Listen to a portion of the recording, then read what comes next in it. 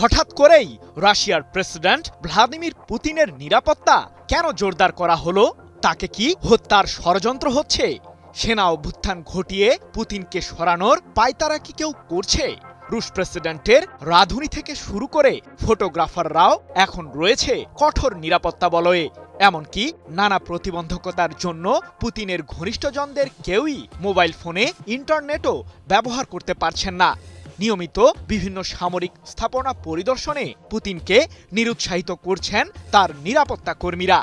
এত কঠোরতার পেছনে আসলে মূল রহস্যটা কি? ইউক্রেনের বিরুদ্ধে টানা 4 বছরেরও বেশি সময় ধরে যুদ্ধ চালিয়ে যাচ্ছে রাশিয়ার সামরিক বাহিনী, যার ফলে যুদ্ধের ময়দানে নাজেহাল অবস্থায় রয়েছে ইউক্রেন।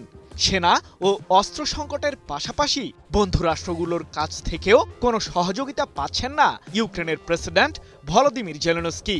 ইরানের বিরুদ্ধে যুক্তরাষ্ট্রের চলমান আগ্রাসনের ফলে ইউক্রেনের উপর থেকে এখন অনেকটাই মুখ ফিরিয়ে নিয়েছেন মার্কিন প্রেসিডেন্ট ডোনাল্ড ট্রাম্প। জটিল এই পরিস্থিতিতে অবশ্য ইউরোপীয়দের সাহায্য চেয়েছেন জেলেনস্কি। তবে পুতিনের বাহিনী রয়েছে বেশ সুবিধাজনক অবস্থানে, কারণ লক্ষ্য অর্জনে প্রতিনিয়তই এগিয়ে চলছে রাশিয়া।